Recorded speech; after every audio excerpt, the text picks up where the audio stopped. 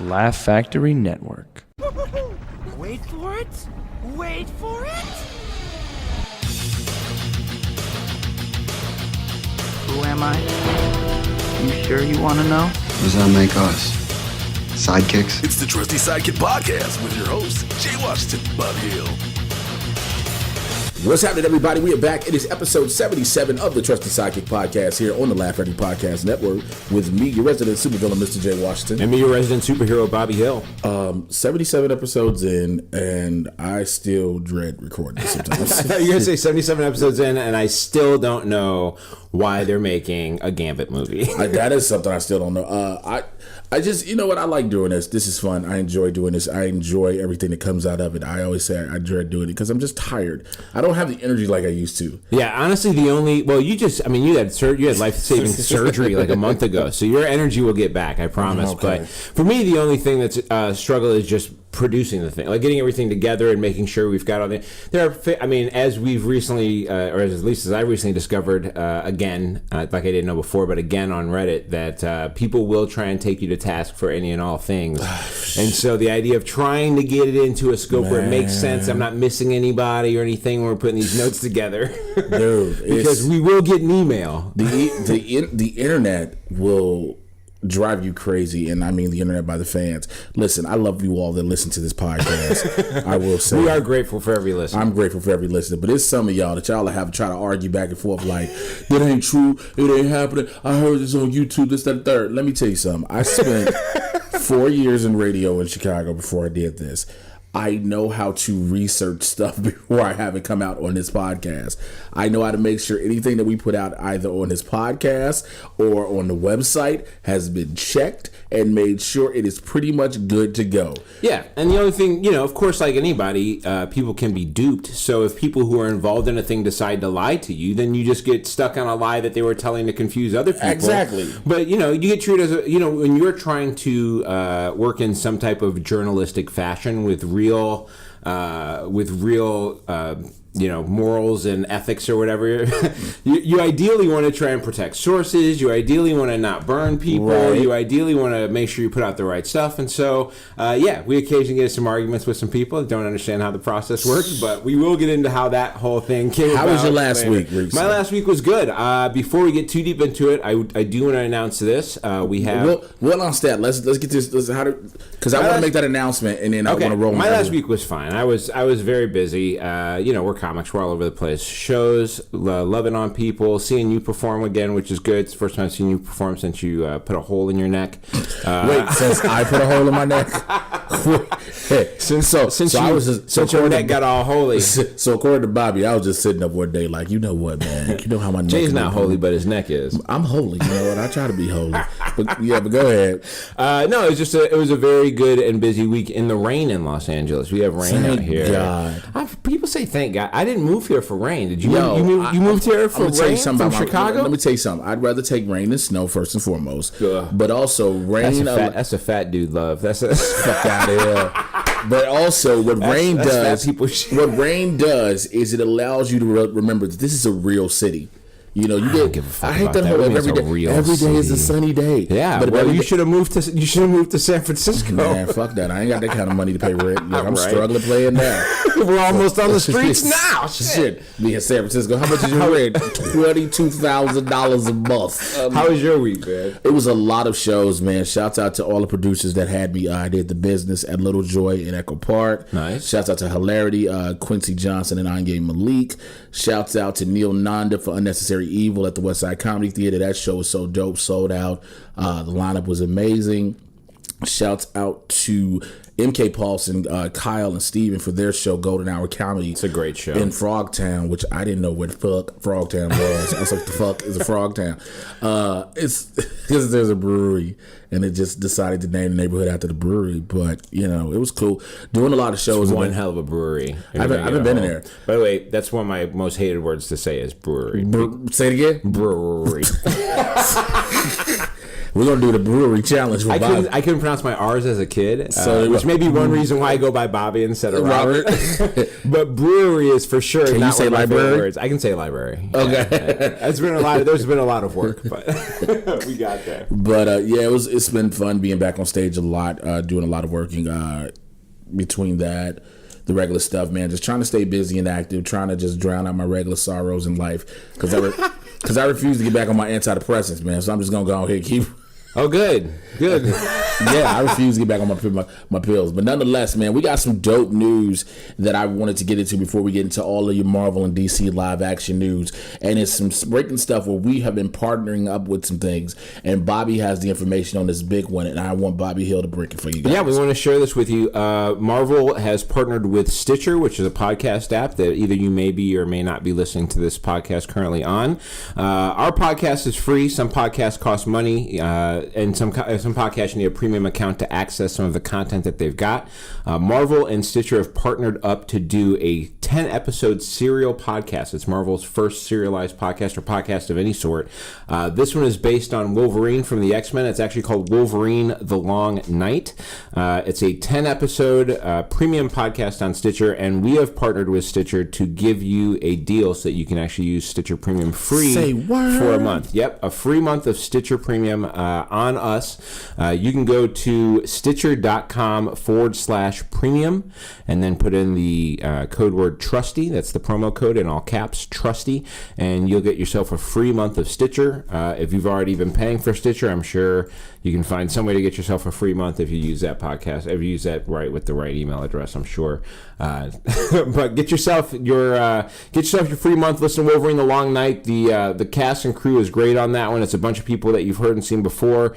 I'm excited to see this. Bob Balaban actually is a great actor. I'm excited to hear his voice in this. So we'll be listening to it. We hope you listen to it too. And go there and check it out. So, all right, man. So, we're partnering with Stitcher, man. Go ahead. We want to get you guys a free month. So, go over to Stitcher.com, use the promo code TRUSTY, and also spread the word to people, man. So, let's kick off a lot of our news with some of our DC movie news. Now, a lot of you all have heard it. You've heard a lot of the news, so we're going to break down our quick thoughts on it. It is official. We talked about it in the last podcast. She was being tapped. She had been courted, but it is now official that Kristen Wiig will be Cheetah in Wonder Woman 2. Dude, I'm into this. I'm for it. I first of all, I'm a huge Kristen Wiig fan. Mm-hmm. I'm a huge Kristen Wiig fan. She plays silly characters on Saturday Night Live. She was always great. So I was very excited to see that she was even up for this role. I think there's a lot of people that are who don't know a lot about Kristen Wiig that aren't going to be really feeling this. But I'm excited about it. She's played serious characters before. And that's what I was about to bring up. She's played serious characters. She's played serious roles. But also, there is a level of humor within the Wonder Woman story, and also the character for Dr. Minerva that she's going to play that becomes Cheetah. Right. The character's essence is the Cheetah spirit is only supposed to go to a virgin. Correct. Dr. Minerva isn't. So that's where the comedic elements of Kristen Wiig will come in. And like I said in the last podcast, and I keep bringing up, people, regardless of what you thought of the film, people had things to say about Elizabeth Banks being Rita Repulsa. Right. But the angle they ran with it, with her actually being the former Green Ranger and the serious level she played, even with a little bit of humor with the Krispy Kreme thing, it worked. Granted, the film didn't know what it wanted to be as a whole, but that's something else different. Well, if you think that Kristen Wiig can't play, I mean, here's the deal. We all know that a lot of the actual bad guy part of this is going to be, or a lot of the hero action part of this is going to end up on a CGI room, right? Mm-hmm. Like, a lot's going to end up in a computer room where people at cubicles are putting together what's actually going on. You need her to be able to be strong and solid and funny and have a presence and be able to work off of another actor, which Kristen Wiig can do all of those things very well. So right. I'm excited about seeing her in this role. I don't think there should be any problem or any, issues for anybody. I think that, again, I know people are going to complain. Well, and I bring that up because I want to bring up the next topic about Zachary Levi and Shazam. There's been much discussion. There have been pictures that have come out, behind the scenes photos of Zachary Levi shooting Shazam. Right. And I personally have been critical of it. Bobby, you've had some opinions as well. I've had issues. And so we both had issues. Now, again, to say the least. Is he the height needs to be? Yes. Is he the comedic element that the character needs to be? Yes. But the behind the scenes photo, when I can see the t-shirt you're wearing under your entire bodysuit to let me know none of that's your frame, I have a problem with. Yeah, if you do go to the trustysidekick.com, I put my own personal breakdown on what I thought of it in the 4 pictures that are currently out there. And as Jay mentioned, that much space between his body and the outfit. I mean, you can tell that he's not that big. Right. You can tell he's not that. And I know big. people are gonna go, they'll fix it in post. They'll fix it in post. But this kind You gotta of fill it in with skin. You gotta fill in skin. oh, that's a whole lot of photoshopping, airbrushing, adding stuff in, taking stuff out. And again, I think from a distance, the thing they're going to need to fix in post is shadowing, because when you look at the pictures of him from a distance, I don't know if you can really tell the break in his musculature Between so him and- you can't tell whether he's going to look blobby or whether he's going to actually look like a very muscular guy. Yeah. Right? So you can't really tell that. Now, I did notice that there are some like lines on there and some attempts to contour and pebble it a little bit, like they've done like they did with Superman's uniform. I'm just not sure what's going to show up. But here's the difference I keep bringing, and y'all always know the one thing about this podcast is we keep shit 100. This is like barbershop talk for nerds. With Henry Cavill in the Superman fit, he worked his ass off to get damn near that size. He is the majority of that is him, his size, his frame. Yeah. And yeah, I get it. Zachary Levi only had like 2 fucking months to get in shape.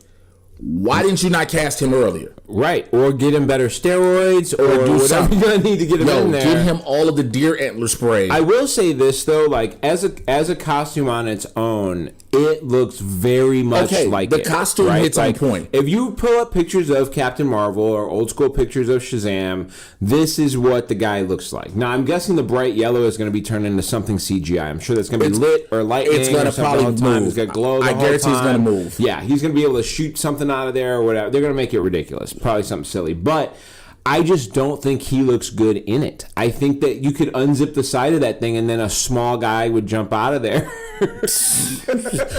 It's him in a suit, then another person in a suit. Yeah, it's like a Russian doll. It's a Russian nesting doll of Zachary It's Levi's. like a clown car with fucking suits. Like, I don't have too much of an issue with it. It's just that, again, this shit don't fit him. Yeah, I think it's a bad call. Now, and the problem isn't the outfit. The problem is him. Really, and here's the deal. I like him as an actor. I think he'll be fine as an actor in it. I may end up liking when it's all said and done. I just don't like the way he looks right now in the pictures I'm seeing. Everybody keeps saying, well, you gotta wait. Here's the thing. People keep bringing up, I keep getting a lot of tweets, better yet. Follow me on Twitter at Mr. J Watch. I get a lot of tweets about, well, what about Heath Ledger as the Joker? What about Gal Gadot as Wonder Woman? What about Ben Affleck as Batman? First of all, I had no qualms about Gal Gadot, something with a T, Gadot as Wonder Woman. Had no qualms about it at all. Ben Affleck as Batman, I will admit, I was like, are y'all high as shit? Super into that idea, actually. It's one of the main reasons I want to fight Ben Affleck in the streets. That's you better than me, because I was like, I guess, whatever. Fuck you, Ben. Heath Ledger as the Joker, I was like, yeah. Because Heath Ledger is known for playing different types of roles. I have no problems with any of those castings. I had no problems. I mean, this is a casting I have an issue with. I just have an issue because there are other options I thought there would have been are way better. more fucking options available. Especially now that Cena's getting so much other work. I think Cena would have been a great fit as just that character. And people are like, what do you mean? Doesn't mean he could fit. John Cena as the version of Shazam would have worked perfectly. The goofy adult kid would have worked perfectly. Would have fit the look great. We would have had no issues with the costume. Only thing, the costume would have just had to been like almost one layer with the exact same articulation and design, and we'd have been good. You wouldn't have needed. He would have defined it. He would have filled that costume out himself. Yeah, that's what I'm saying. You just had that one costume out himself. It would have been a lot easier. You wouldn't have to work, because that's the reason why it's tough to figure out what's going on with that outfit, is because it's not really his body. It's not him. It's padding filling that. Like, I'm gonna be honest. A lot of people had, it's a completely different universe, but a lot of people had their different say-so with Josh Brolin as Cable, because you was like, right, how in the fuck is this gonna happen? He fucking grew into it. But he didn't grow as much as, the costume the cartoon Cable grow. But that guy is a gross depiction of Cable, right? That's a big overjuiced stuff, dude. Yeah. But but we saw the fucking trailer for Deadpool, and you were like, I buy it. I'm with it. I'll buy it. I see these pictures, and I'm like, there was no.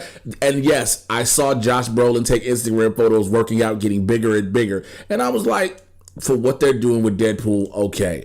I saw Zachary Levi taking pictures, and I was like, you ain't even close, Now, man. he'll look taller than everybody he's dealing with, but he won't look bigger than everybody. No, not at all. And again, Zachary, somebody in this internet, nerd world too. So everybody's like, yo, you should give him the benefit of the doubt for that. Look, if I got cast to play Kingpin again, I could not be what Vincent D'Onofrio is. However, if you cast me as Barracuda, hint, hint, I'm pretty much perfect for that goddamn role. Zachary Levi just has long face issues. Yo, what's troubling? He's got long face What's issues. troubling this nigga? Long face. Shazam is a brick-headed dude. You know what I mean? He's got that old. His head looks like a safe. It's got that douchebag head. Like his jaw is square as shit. Looks like John Cena's head. He looks like John Cena's head, minus the steroid from the hair balding.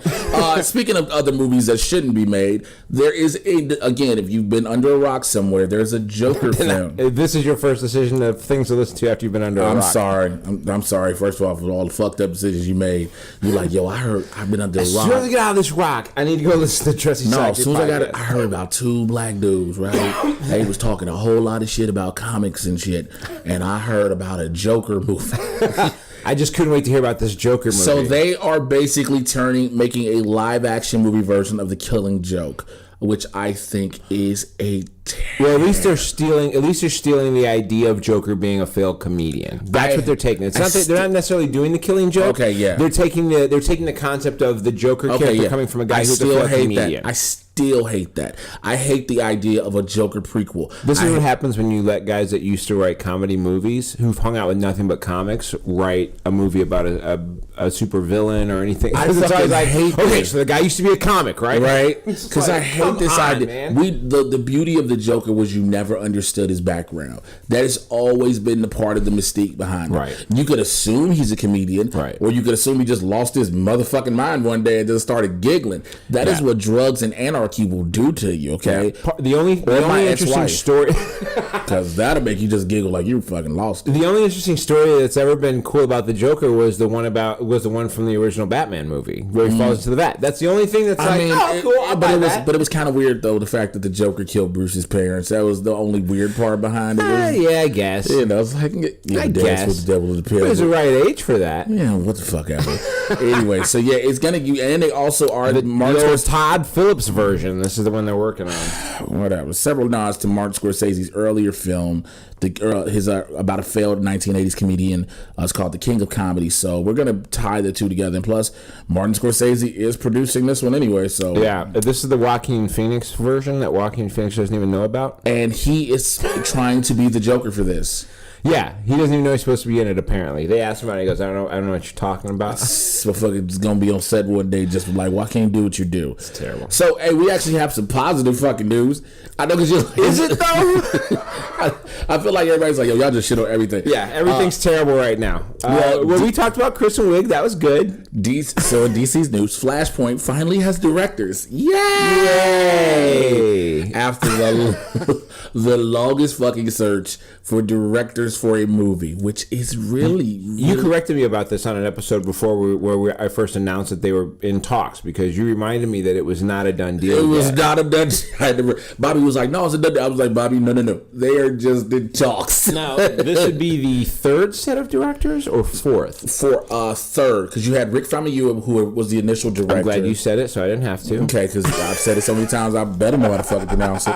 I think there was a second director. I forgot who it was, but they were gone. Right. Wasn't there a Gore Verbinski in there? No, that's only... Was Gore Verbinski, or was he only... No, that was Gambit. That was only Gambit. Yeah.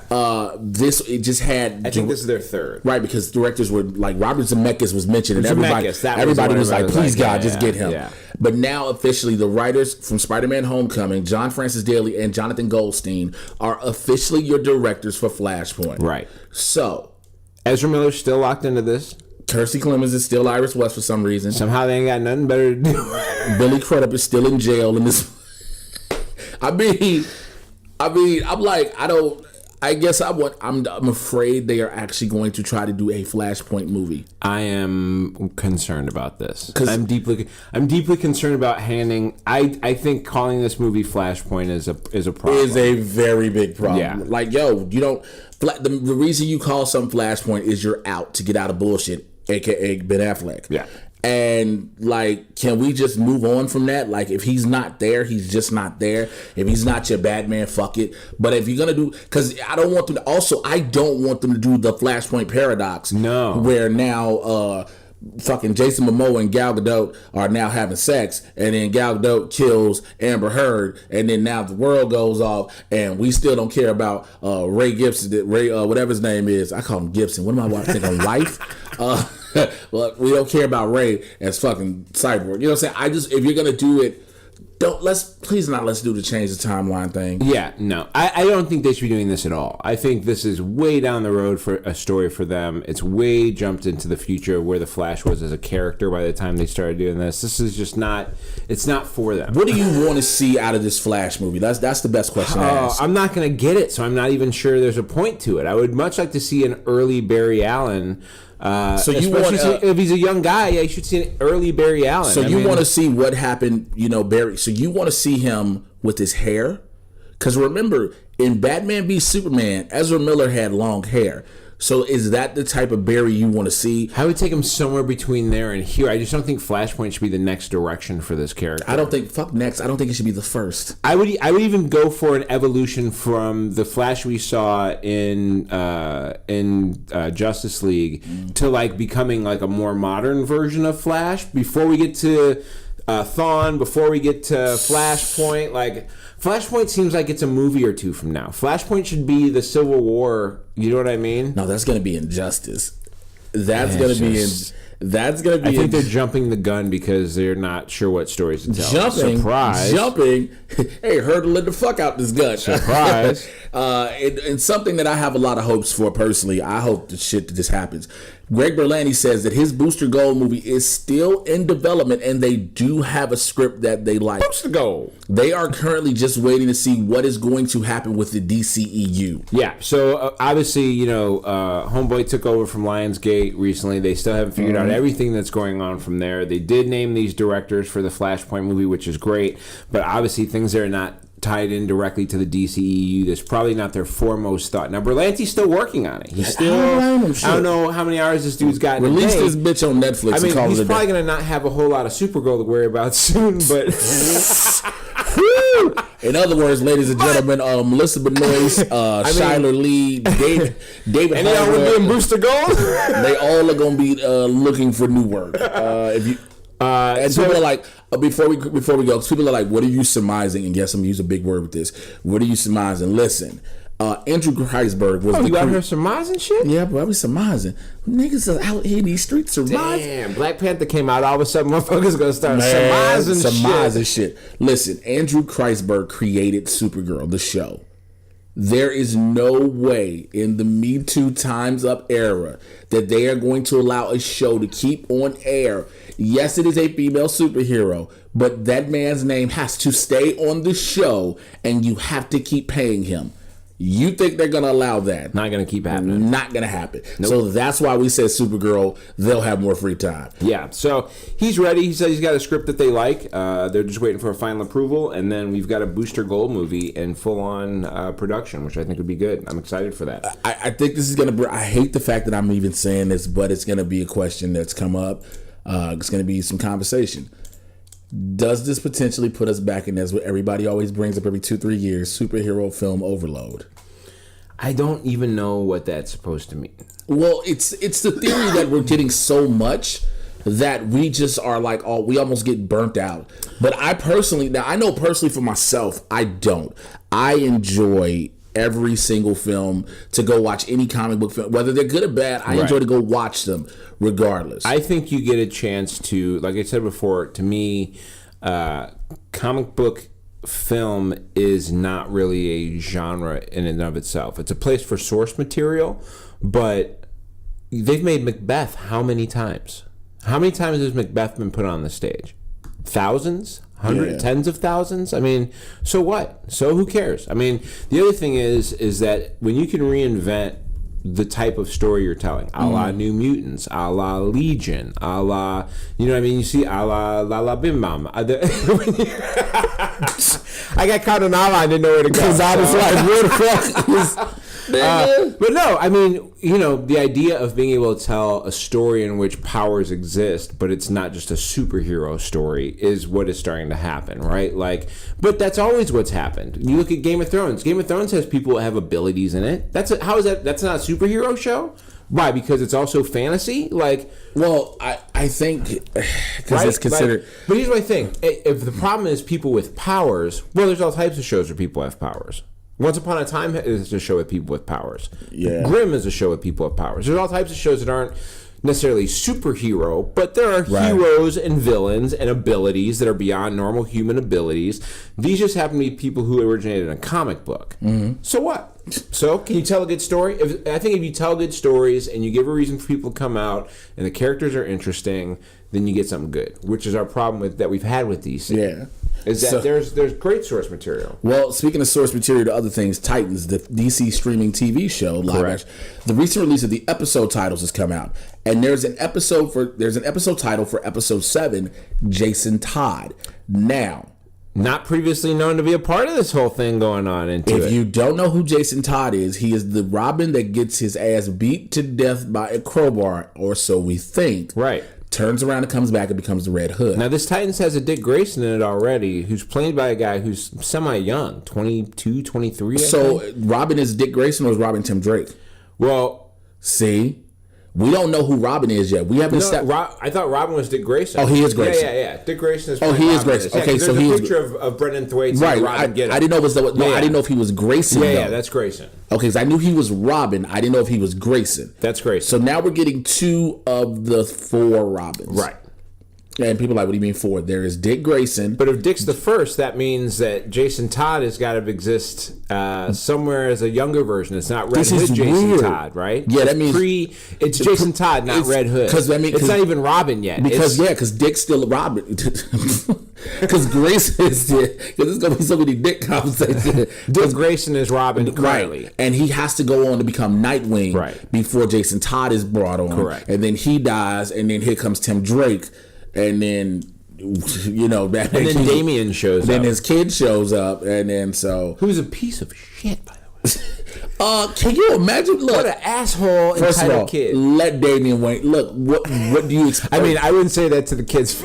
He will murder my mama is Talia al Ghul. My daddy is Batman. The shame about that is that it is you have to find yourself like a 15-year-old kid who looks like he's 11 if you're going to play that in a live action movie. And you got to tell him, look, how do you feel about you got to ask a parent, how do you feel about your child? Like a boy version of Chloe Grace Moretz in Kick-Ass. In the first Kick-Ass. It'd have to be the first Kick-Ass. Right. Yeah, because she aged significantly between the 2 films. Yeah. And it wasn't even supposed to be that much time in the past. He was like, hit girl out in these streets get busy. Yeah. Also, the other titles that have been leaked, the names will not leak release. Titans, which is the pilot. Hawk and Dove. So you pretty know my future cosplay outfit. You know what's happening with that outfit. That episode. Starfire, Rachel, the Doom Patrol, who we've announced a lot of casting for recently. And the Messenger. So what's going to happen is over the course of at least 7 episodes, they're going to become the team.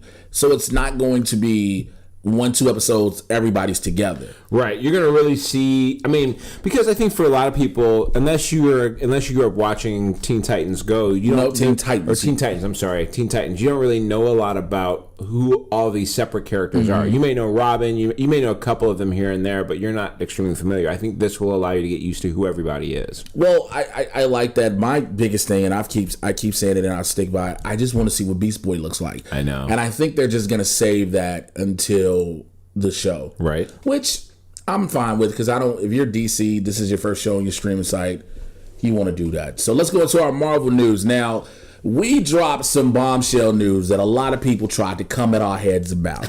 And you can kiss my dick. Like, I'm going to just... So, this is about Avengers Infinity War. This is why this is big news. And a lot coming out April 27th now? April 27th. Moved up? Right, we talked about that. A little more than a month away. We talked about that. A month and a half. So here's the thing with that. Metacritic released the cast listing. And a lot of the cast members were like, cool. Peter Dinklage was mentioned on there as an unnamed character, which I was like, that's fair. Because he's either one of the two. He's Patrol or MODOK. Or MODOK. Right. And you don't have to say it. I'm cool. But when you scroll through, you see somebody on there that you're like, wait, what? Right. And so if you don't know, if you haven't listened, if you haven't read and went over to TrustySidekick.com, I don't know what the hell is wrong with you, but we're going to tell you right now, so you can still go later. That is a place to go to find information. So, just kind of be there. The Silver Surfer is listed. What? And you're like, wait, what? That's a Fox character. That's not possible. Now, Disney did purchase Fox. No, the deal is not done. They have not finished the deal yet. The deal is not done. Now, technically, they have purchased them. The deal is not completed, but they've purchased them. It's not been finalized and approved, but it's in the works. There's a purchase order in. It's in right now. They're the only company currently in the process of making Kirk a buy. Clendenin. Kirk Clendenin is playing the Silver Surfer. Kirk Clendenin is playing the Silver Surfer. I know I get you through there. Yeah, just like you can't say Rick Famuyiwa. You know, must be getting a contact eye. Not yet. I think I might be. I don't know. I haven't. Man, that's weird. So Kirk Clendenin is playing the Silver Surfer. Now, a lot of people saying, how is that possible? Here's what you forget. We've already found out that Avengers 4 and both Captain Marvel will feature the Skrulls. The Skrulls were owned by Fox. If they were able to get that, yes, I know you're saying Silver Surfer's been a character with the Fantastic Four. Kevin Feige is a fucking genius. I would not put anything past him for making side deals and say, listen, these rights revert back to us anyway, regardless if you make a film or not in 2020. We get all this back. Let me get that one now. You're not going to use him. Yeah. I think so Fox is already making a Silver Surfer movie. Mm-hmm. There has been a long-standing question as to whether Fox would ever get the idea of what Sony was doing with Spider-Man and let Marvel had it for a little bit. Was Fox going to let Marvel and Disney have any of their characters so they can use them for a little bit? And I think this is the deal that Fox struck. The deal that Fox struck was, we're going to make a solo film, but you can use him in a movie. Not for his own movie, but you can use him in a movie, and that will maybe help highlight this solo film we're going to do. And this could be the start of Kevin Feige's hand in the Fox universe, or this could just be a way to tie these things together all of a sudden. It could be a number of things. But we did get a lot of heat for putting this up because not a lot of people trust Metacritic. Metacritic has had a lot of bullshit up there in the past. I certainly understand that. Mm-hmm. If you follow me on Twitter, which is mocha_jesus.com, or mocha_jesus. You fucked up. Somebody's going to your Twitter right now. I'm looking for mocha_jesus.com. No, if you go to mocha_jesus on Twitter, you will find, you can trace my steps and find this. To the day that we announced it, I ask a question, someone does a thing, a conversation was had between a source of mine and this person, mm-hmm. and I have confirmation that this is a true thing. Now, this could be a massive ruse that someone is trying to pull just on anybody who will bite. That's possible.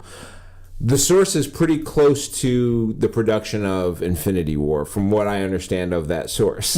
Yeah. So I understand that it's hard to say because here's the deal. I have to protect. At some point, the name of who I talk to will come out, and we can talk about it. Right. The movie will be out, and we'll know for sure whether we're full of shit or not. Right? Like mm-hmm. we'll know whether we're right or not. But for now, the reason that we can't divulge a source is because this is someone who's offered to talk to me more as time goes on. And we'd like to be a person who gets a chance to talk to them first. I mean, we're going to be honest. We're a fledgling podcast. We're not we're not a giant podcast. We're just two guys trying to make a thing happen. And we may have happened to stumble across a thing. I may have happened to contact someone who will be a great person to talk to when this all comes out. Look, Bobby's running because Bobby's high. Plain and simple. Y'all sit there. If we're right, and we have this first interview before anybody else, you're going to be kissing our ass. That's basically. No, you won't have to kiss. Okay, you won't have. I will be very excited. Or we'll just be like, "We told you so. We told you so." I mean, I'll go crazy then, but I'm going to play it low key for now. Okay. But nonetheless,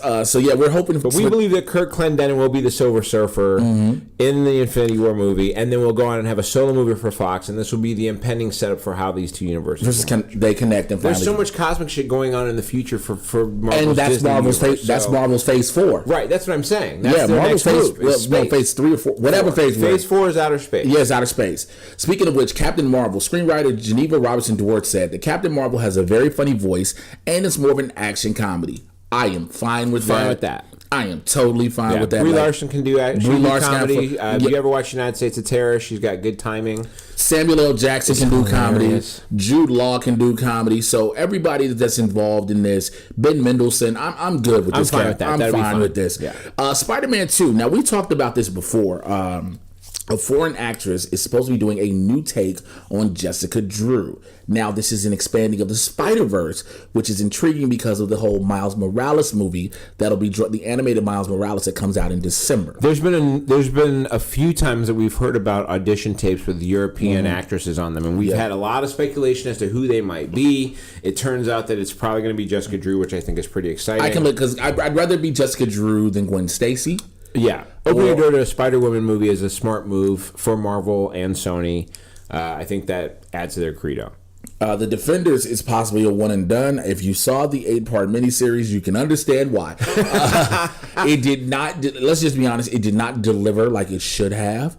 There's so many bright spots to that thing, but ultimately it did not go as well as it could. It did not go as well as it should have. And this is according to one of the Defenders herself, Miss Kristen Ritter, a.k.a. Jessica Jones. She was asked recently about it, and she was like, man, this shit might not happen. Now, here's the thing. After just watching her entire second season, her third might not happen There may not be a third. There may not be a third. Look, we'll talk a little bit about it real quick. Bobby is 8 episodes in. I'm done with it. I think the biggest issue that Jessica Jones fell into was the Marvel trap. Well, pretty much most of the comic book movie traps. You've pointed this out a lot of. I want to give you credit for this because you bring this up more often than I hear a lot of people bring it up in conversation. And so I want to give you kudos because so far this seems to be a very real thing about this. So comic book movies have this problem of they take the main bad guy for a hero, the number one that we know of, and they flush them out in the very first season and or film. Then come the sophomore season or film, the bad guy or main antagonist or multiple antagonists don't equal up. That is without spoiling it, because again, it's still relatively fresh. Next week, I don't care what happens, you getting all these spoilers for this. You'll get all the spoilers when we release this weekend or next week. You will get every. No, spoiler. you're getting it this week, but next week's episode, everything's coming out. Oh yeah, we'll be talking about everything. So the problem is the villain doesn't match up. Now I know, how do you match a villain that was so compelling and so dynamic as David Tennant as Kilgrave? Well, you're supposed to try. Well, you understand how this happens. And this is the component that I've added to this discussion is this, and one of the keys to live action, to making live action television and film, is that the person who gets the gig to finally do Jessica Jones, it's their first time. They see this may be their one shot, and they got to make it count. Yep. And so I just got handed the Spider-Man Sony movie. I just got handed the Superman movie. I better get the dopest bad guy that there is, so I can prove how good I am. Instead of going, if I can make a compelling lead-in bad guy, I'll get to come back and make a second movie. Right, but they don't do enough research to know who is just as significant as a secondary bad guy. Well, the other problem is that the people that get these opportunities a lot of times, because we're giving shots to new directors a lot of times, they're going high-end actors. They're trying to go as dope as they can as far as a villain goes, because they don't know whether they're going to get another shot.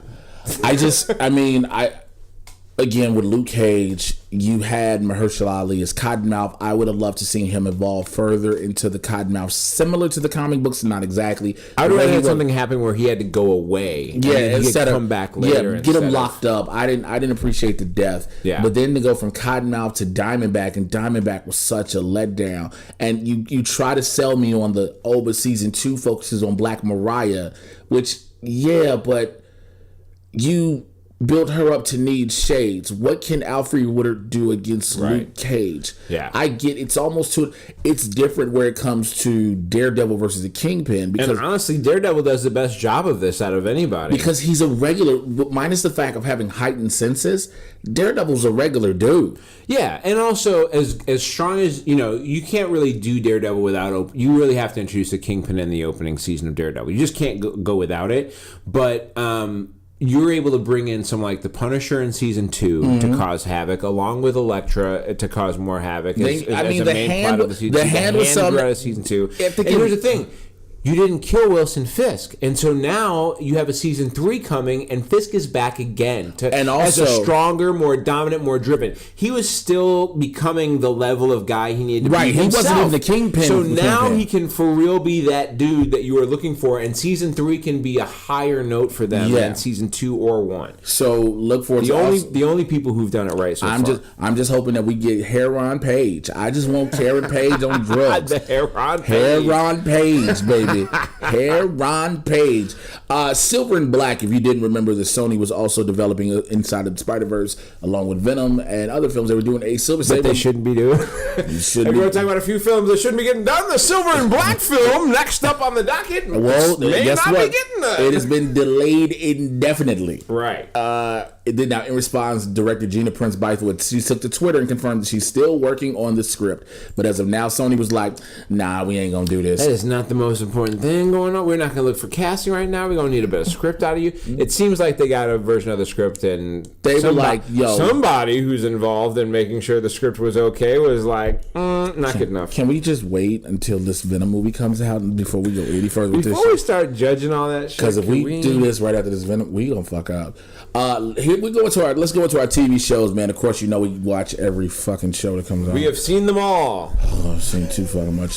Now Mondays I are love Legends of Tomorrow. Now I've seen the most recent episode as well. Let's just get caught up. Basically, we're on all the totems. Right. So now we know that the last totem we just saw on yesterday's episode, we're recording this on Tuesday, is the death totem. They've gotten to the death totem now. Which was possessed by Elvis Presley, which you could take that in so many motherfucking ways. I was Yeah. like, when they thought it was the music totem at first, Right. I was like, I can live with that. It's music totem it's sounds like a good idea. But then they was like death. I was like, oh, he gonna have this on the I'll be toilet. honest. Here's the toughest part of the episode for me is how chill Elvis's uncle was when he was talking to like Wally, like in Memphis, Tennessee, in 1950. There's no way that pastor preaching about the evils of rock and roll would be chill about Wally being friends with with his a black nephew. man coming in with a hair like Chuck Berry. There's no fucking way. Wally's hair is made for that era, though. They just They didn't even have to redo his shit. They was like, "Go on, just put your clothes on real quick, get on set."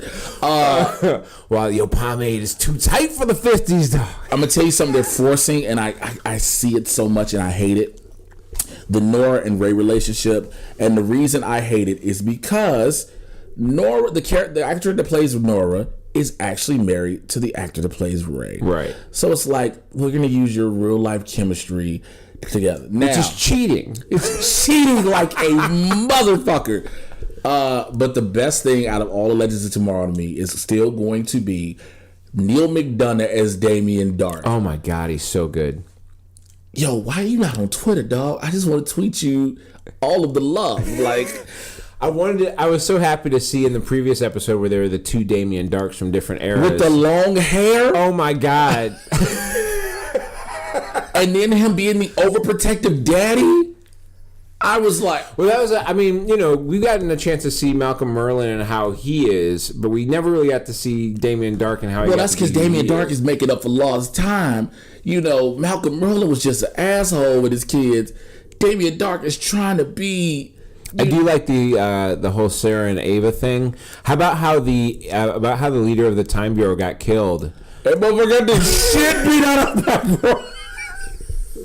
So in the previous Hold on. episode, He's sitting there talking to them. Now, like, yo, now, he like, yo, you need to go on here and rush Rip Hunter because he got to go. Why I say Rip Hamilton? Like, this is the fucking 90s, the 96 Pistons.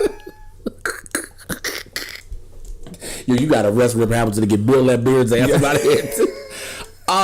But the director of the Time Bureau was like, yo, Rip Hunter need to be arrested. And Ava's like, okay. Blah, blah. All of a sudden, this massive ass gorilla just... It was a great way to slip Grodd into an episode. Hey, right? look. They're not doing a Grodd episode. They're not doing any more Grodd episodes this season. I don't give a fuck. You got garage. It's a nice way to slip him in there just to kill the time director and to make Ava in charge, who actually there is something about her. Yeah, Yo, something's going on with her. Here's my question about Legends of Tomorrow. To all the listeners, you might be wondering this too. How in the fuck does Rip still have all these access codes to Gideon? Like Gideon ain't sat there and told Sarah. It's his ship. It doesn't matter. Gideon ain't been like, Captain Lance, Director Hunter has all the Shakespeare program with me. Yeah. By the way, Captain Lance, Captain Hunter has a whole shitload of things just Captain ready to Lance, go. Captain and Hunter, they're all real fucked up things like self-destruct and erase memories. Kill babies. Captain Lance, this nigga's crazy. Like, I would accept Gideon saying, Captain Puppies. I've made puppy milkshakes, Captain Lance. I have made puppy milkshakes. yeah, I think for me that was the only low point I had was that pastor acting all normal. Yeah, hey, bro, you are not.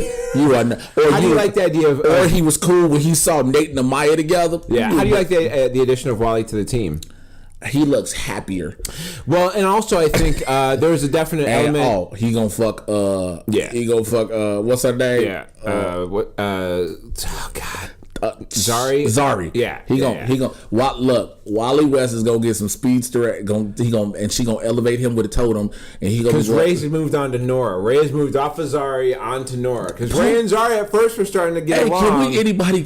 I feel sorry for Ray Palmer. Ray Palmer can't get the only glove he can get is from the demon child of Damien Dark. Because it was like he had Felicity. God, what a tumble that guy took. And then he thought he might have had Shire the He's Hawk the Girl. Chris Humphreys of the Legends of Tomorrow. I'm out. Fuck this show. I'm done. The sticker set. Quick, gotta go. Oh fuck. You know what? You finished all this. Whoa!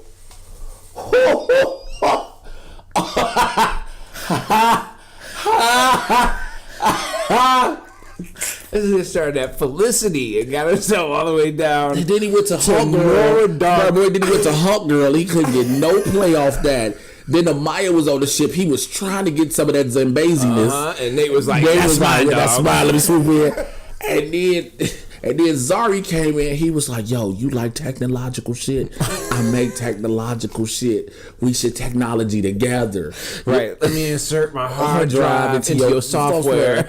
You know what I'm saying? Let me put this floppy disk into your safe space. They get it. They get all the analogies. And then here come Wally, and he like shit. And then Damien Dark got this cute ass daughter who get possessed by a demon, and he was like, I think I'll fuck that. That'll do.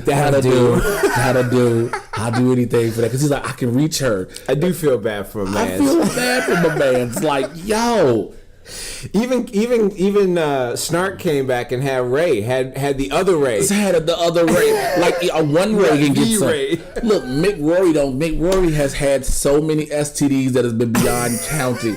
I will never forget that very first episode of this season's Legends where he was like, he has only been streaking with has had several STDs that I can't count.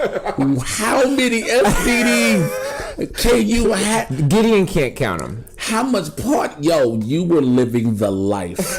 Like, you went on this ship, was like, get in. I've got them all. Next week, Sarah gets fully possessed. The death totem takes over Sarah. And I think that's a fitting totem for her. Because she was dead. She was dead. She's the one dead member of the Legend. So I think that's going to be solid. I feel so bad that it's like, yo, what are we going to do with Amaya? Because she don't have a totem still. It's like, beside the fact you are fucking Nate, what is your purpose on the ship? They got to get her back to her time so she can fucking... She's got to get the totem back because she has to pass that on. Yeah. So they got to get it back from Nora, which means Ray's going to end up without Nora. Which I also would like... Maybe Ray and Nora leave together. Maybe that's what happens. And Damien Dark marries them because now he's a happy father. You know what I want to see? Show me the current timeline because... Amaya doesn't have her totem. Right. Show me the current timeline where her granddaughter's out here on the pole. Just hooking. She's hooking. I am so sorry that was the first fucking thing we thought of. Because she in Detroit. It ain't an easy life in Detroit. The fuck are you going to do without a totem? Don't you be mad? Just building cars for GM. Just right, this motherfucker doing Habitat for Humanity and shit. And she ain't got no totem. Every day she go to work talking about my life feel like it should have been something else. I just want to growl. Over on the Flash. This last episode was the Enter Flash Time episode. I liked it because of what it did. So they're struggling in this episode to figure out how to stop DeVoe, which is good because now we know we're gonna get pulled out of a DeVoe episode. This is not gonna be all about DeVoe. And this is not gonna be one of the 19 people's bodies he is in. This is not gonna be him stealing another human being. We're not getting another bus episode. Yeah, we're finding out about how he travels around. Right. So they realize, he's been doing this for years. He's been setting all this up. He's been plotting this out. So in the process, they get sent down to stop a robbery in progress with Joe and the CCPD. Correct. And a transport being broken. And all of a sudden, when it opens it, a freaking nuclear bomb is exploding. Yeah, and it looks like they've got everything under control, which for a second you're like, and this is a great setup for the show. I'll be honest, this is a great way to set up the show because this doesn't, if you hadn't watched the previews, you see them show up here and you're like, this is just going to be some first stop of a bigger episode of what's going to happen, right? Because they open going, can't figure out how to stop DeVoe. Oh shit, there's a crime. We go stop this lady. He easily stops her. And then she presses a button that starts off the nuclear explosion. We get our first look at Flash and Flash time, right? Which is dope because this is the first time he's realized he's had these abilities since coming out the Speed Force. Right. Which he touches somebody and they move as fast as him. So he was like, who else can move as fast as him? Jesse comes back. Right. And then goes get... Pope Jay Garrett. Now this is after he's already realized that that some people are going to get sick by touching them. Right. He's like, he realized you're not supposed to move that fast for this long because you're not. He's going to have Cisco breach the thing into another dimension. And Cisco about to pass the fuck out. He's trying to breach. He's like, I'm not meant to breach that fast. So then he even touches Killer Frost. Killer Frost, you actually learn something. She cares about Caitlin. So now I want to see the self-love episode between Caitlin and Killer Frost. Like one night she just get it on. It's just hair freezing, unfreezing, unfreezing. Vibrating, unvibrating. And also Katie, killer. Like, you know what? At some point, do you think she'll just go by Frost? I don't. Will she drop the killer? No, she'll always be Killer. She'll always be Killer Frost on the show? Because now there's a drink named after her jitters, okay? Let's just remember that. I think the way they did this, the Jesse coming in, first and foremost, her and her dad having issues. Why has he never opened up since her mom passed? She's gotten past it. He's like, I can't. He's all neurotic and pissed off, and he's overprotective. Again, two shows that have the, in a sense, overprotective fathers. Right. Well, 3, 4. There's all overprotective fathers. All of them overprotective dads. Oh yeah. You know what I said? It's all daddy issues on these shows. And those are about the daddies. Yeah, they do have to struggle through their issues in this. Now they're frozen for a lot of it, so they have an opening issue and then they kind of close it out later in the show, which is good because it doesn't drag on really throughout the episode. One of the things I loved about this episode is when he brought Jay Garrick in, and then you realize he was like, great deal. He was like, I'm old. He's like, my legs. It's my fucking legs. And then it was like, long as we keep moving, which for them moving at super speed is like just, it looks normal. Oh my God. He was like, oh shit, my legs. He's like, oh my legs. Oh, I can't move. I'm not as young as I am. Like, I can't keep this. And the greatest idea you stop a nuclear bomb with a lightning bolt with 3 billion joules. These blocks trying to throw lightning bolts. Jay Garrick was like, help me, Jesus. Help me, speed Jesus. Nigga blew out an Achilles on his way. He was like, help me, speed Jesus. Help me. Help me, Father. I just can't.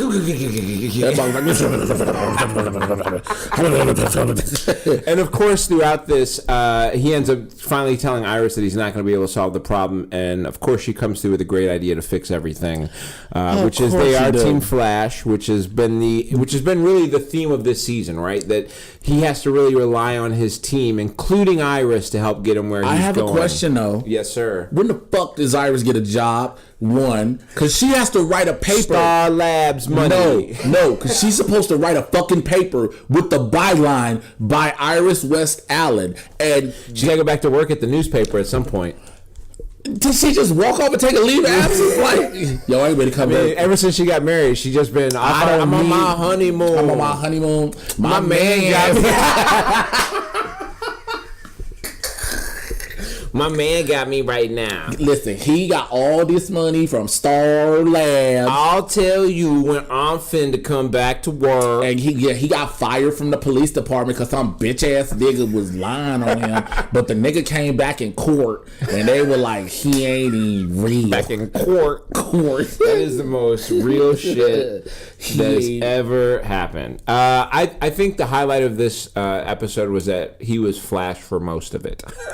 No. That is the highlight of this. Nigga, He had to be that nigga Flash. didn't have that mask on. He made sure As quickly as he could, he would take that mask off. Okay, Dude, get this mask off. Get this mask off. We have expressed before that he may not be very fond of being in the old Flash outfit. Course. Which I think is dumb for a guy who plays the Flash. I just don't get it, because if you told me that you're gonna do like that Metropolis series, if I was already an actor who'd been around for a while and I was going for something, I'd be like, I want to be Lex Luthor in Metropolis. And if he got into that green exoskeleton suit every episode, I'd put that motherfucker on with joy. I'd be there sweat early. like a bitch. Sweat me, nigga. You know what I'm saying? Rub me with baby wipes Lex afterwards. Luthor's not even my favorite supervillain, but the idea that I would have a legacy of leaving behind the fact that I have to be Lex Luthor, what do you need me to do? And I feel that way about, and I only say him because I'm bald and he's bald. But if I had hair, I'd pick out some haired superhero and I'd want to be that motherfucker, and I would dress up in that outfit all the time, because what is a better job? Yeah. So he doesn't like wearing the suit potentially. Who's the girl? Or ideally. Who's the girl? And so let's switch up. Who's the girl? It's Dawn Allen. So it's Barry and Iris' daughter. I think it's Barry and Iris' daughter, had in the future.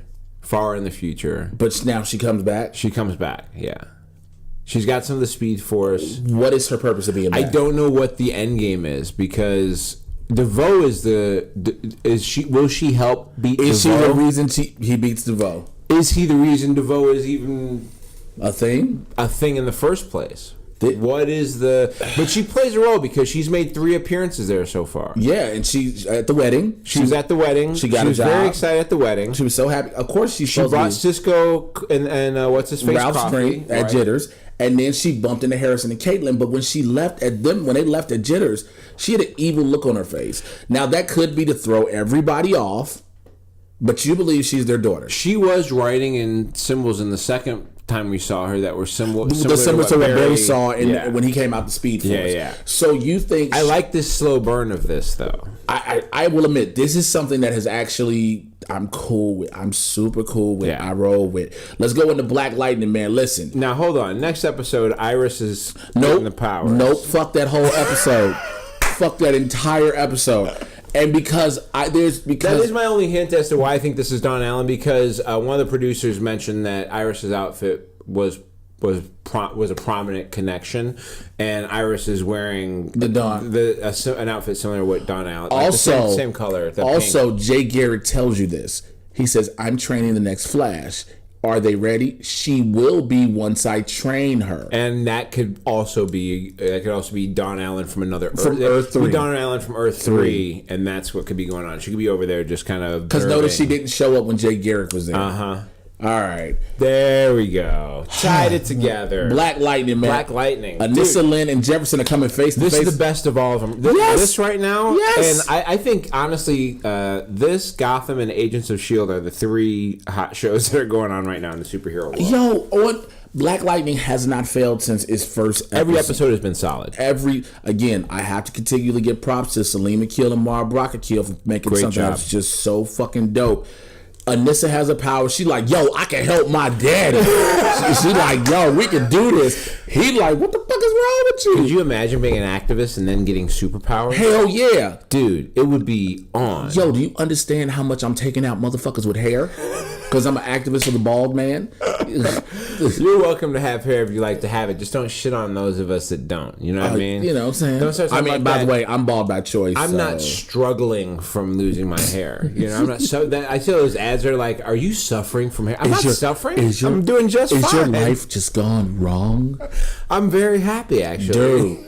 Anyway. One of the biggest things we found out, and I like the way they did this, the fact that Gamby is being commissioned to make Anissa's super suit, by Lynn. Where's my super suit? Where's my super suit?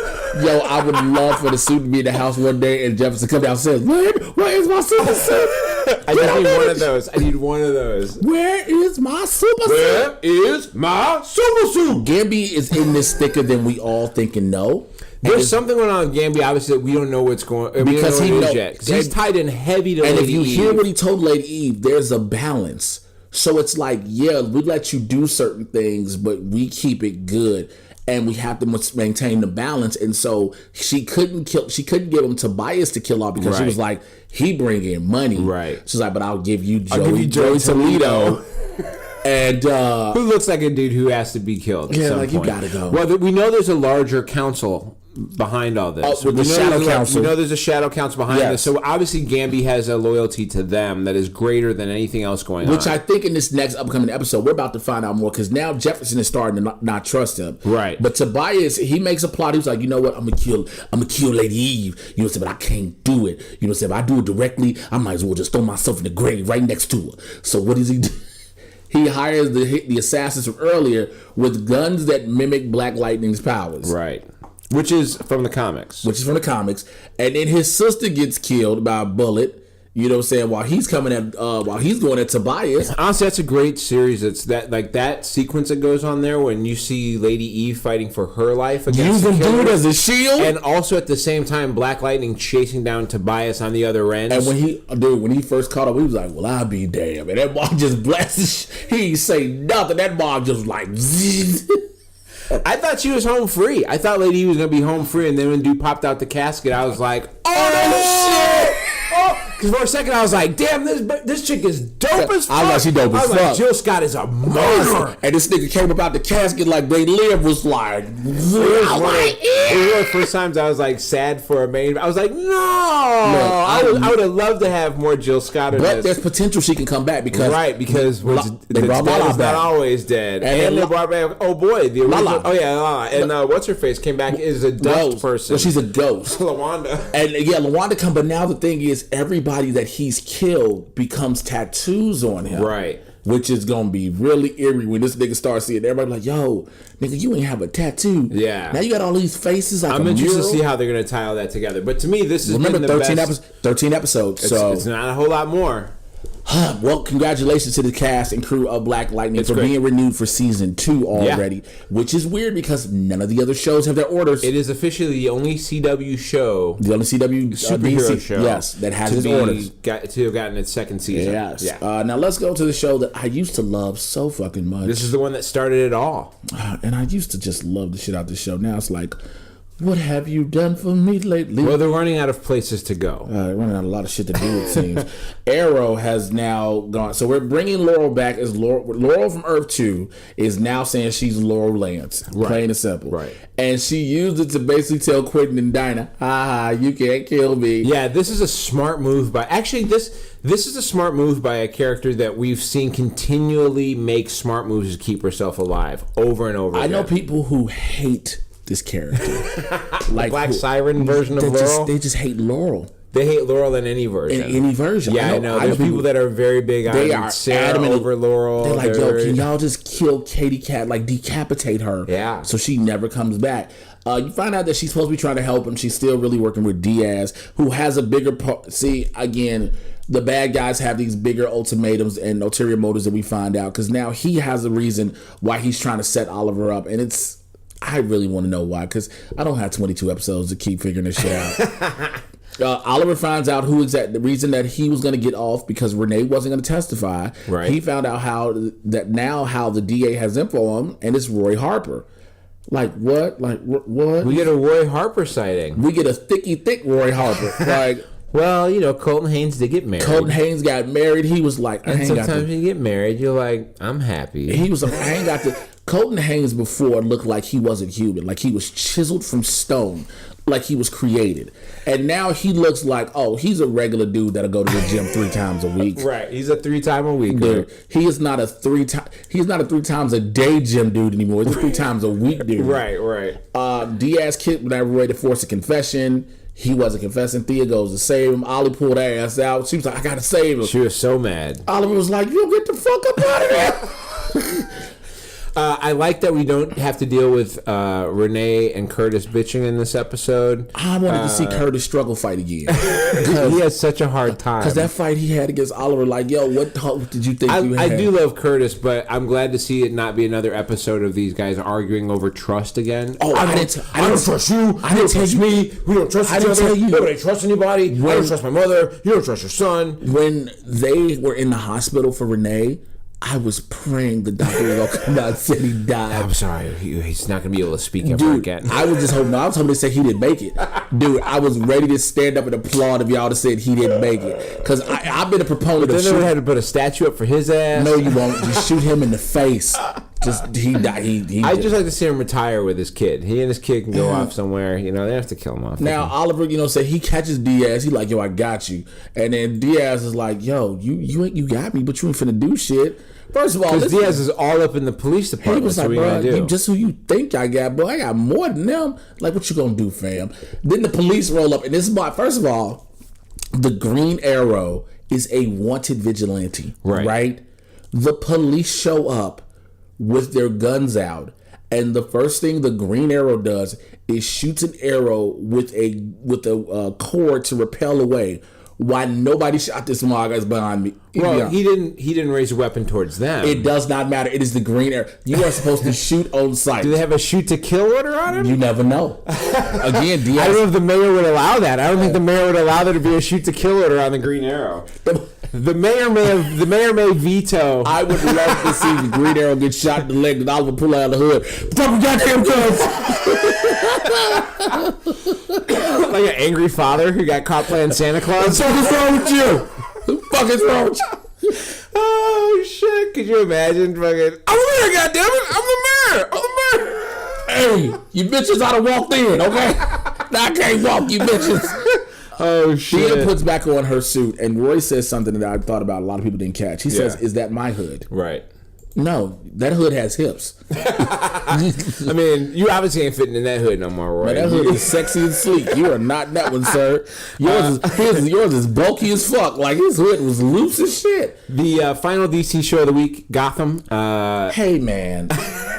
Yo, is it weird that I keep saying we get the sexy ass Ivy? Like, because they keep aging that. You like. Well, look, I know a lot of people have had a problem with the fact. First of all, 14. First of all, if you're Ivy Pepper, this is a come up for you. Okay, you start off as this pale ass kid in this shitty ass house, and then you turn into a pretty hot looking, like young adult looking lady, and then all of a sudden you popped into this grown woman who just got all types of sense about you, making motherfuckers just do your will, and just die if you touch them. You could scratch somebody and put poison ivy in them. Are you cool? People are like, I don't think that transformation is legit, but also Kylie Jenner's a thing, so you can't tell. Shut the fuck up.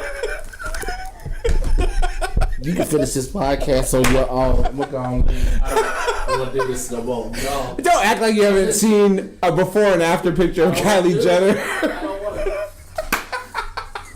I don't want to fucking do this no more. This nigga said Kylie Jenner is a thing. Wow. Alfred's on his own in this episode. He's been fired by Bruce, so he's just kind of kicking in the Narrows. Some motherfucker just living in the Narrows. Just, I'm got a nice place over here, for no amount of rent.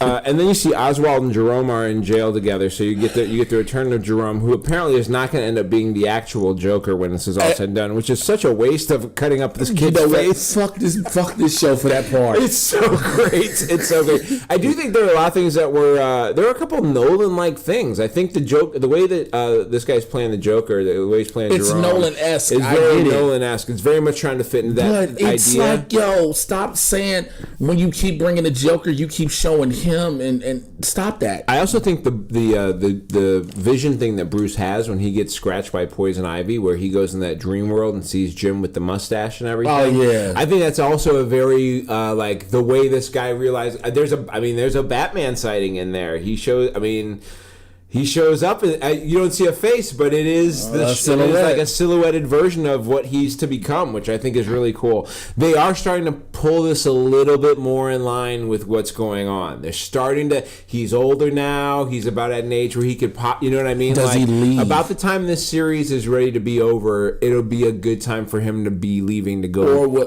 I don't think the way Gotham is running, I don't think he'll leave.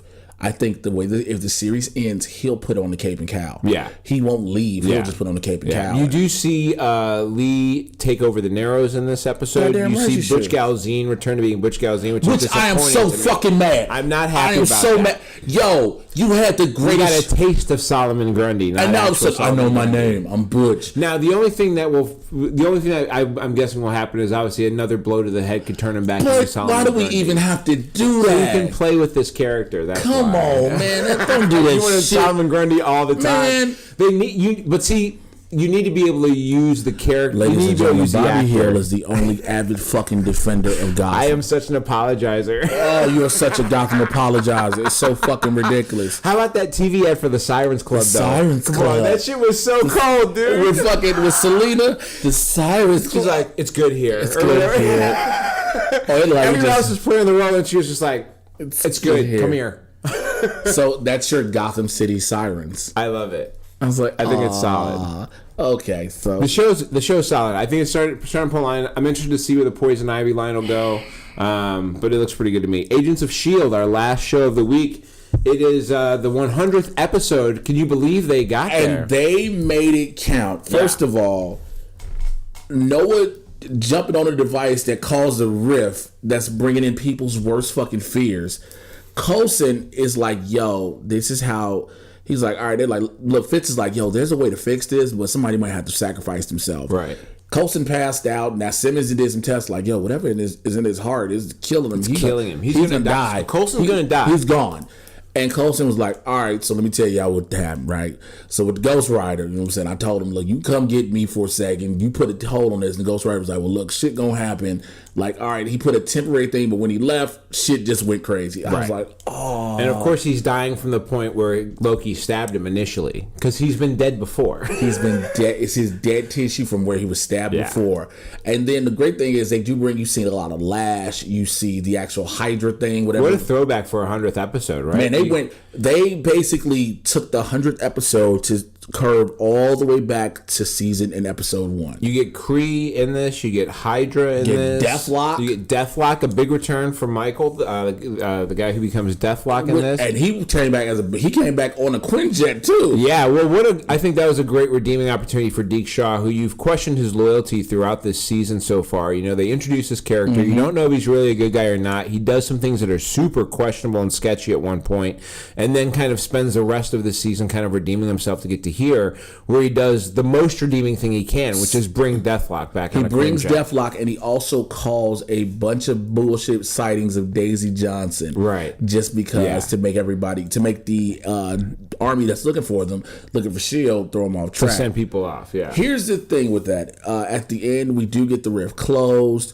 We do realize what's going on, but then when Coulson is going to close the rift, he sees Mike before he becomes Deathlock. Right.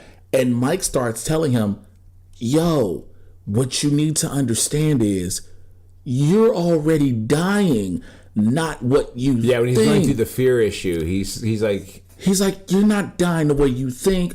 You're still on the table from when Loki stabbed you. yeah. To You're sa- not in Tahiti. He's like, you've never been All to those space from space missions The to Daisy, framework. the framework. To, None of that happened. yeah. And it makes What a you. level of fear. They basically hit you with a total recall.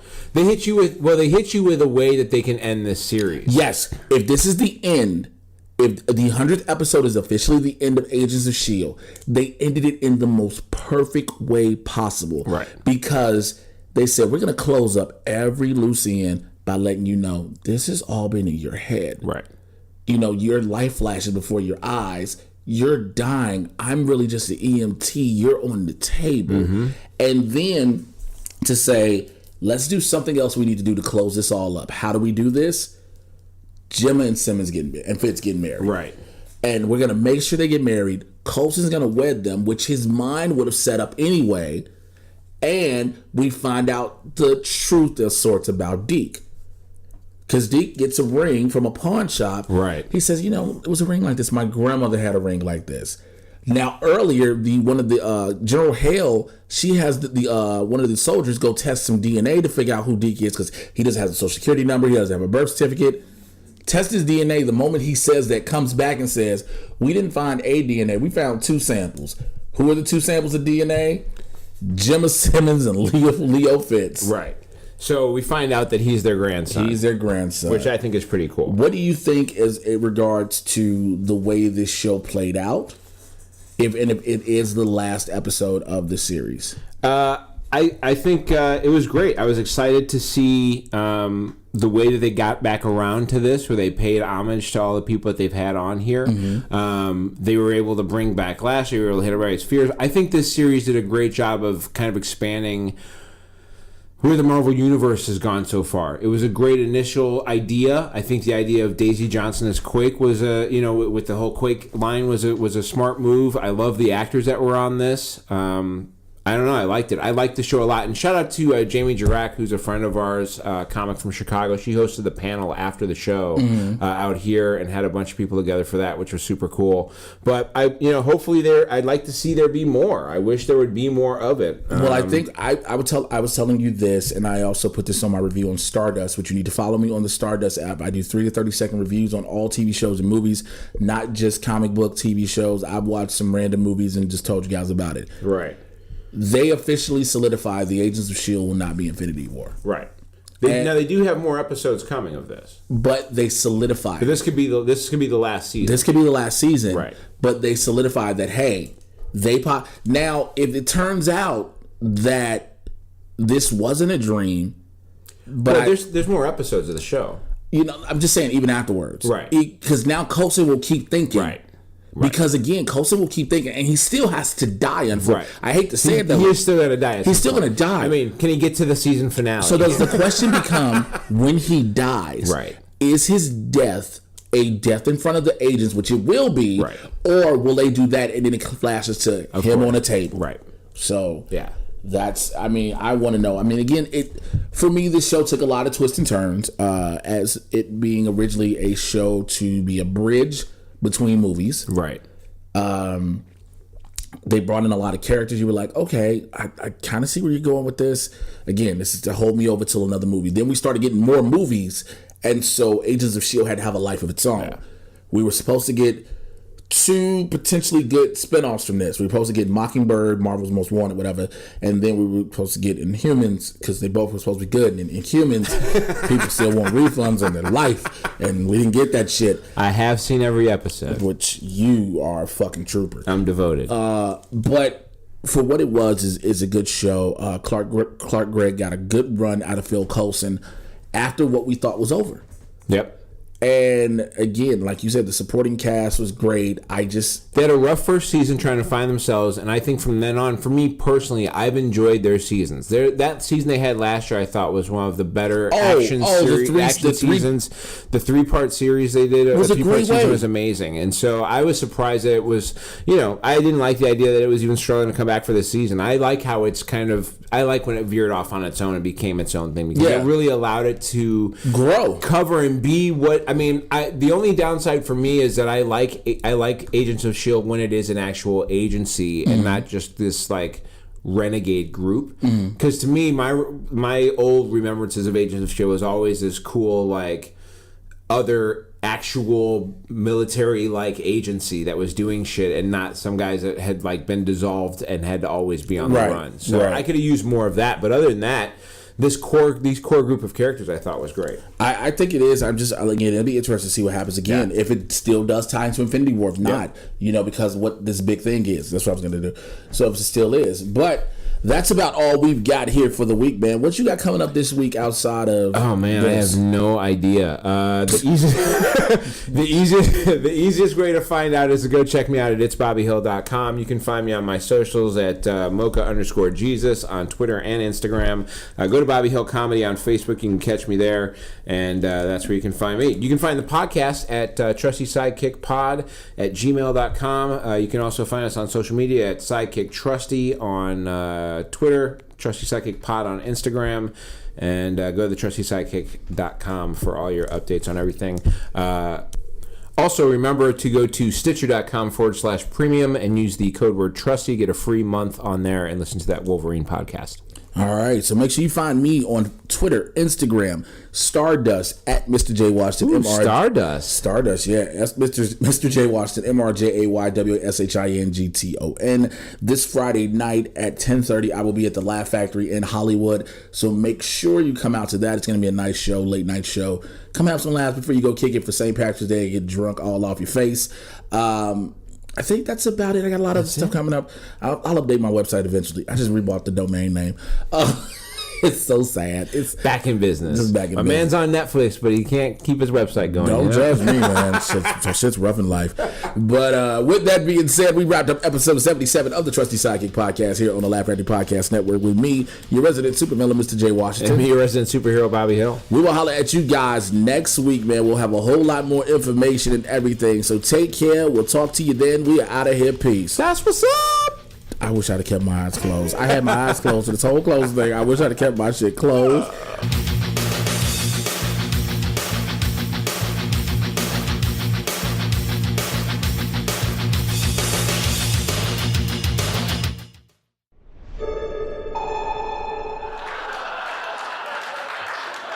Laugh Factory Network.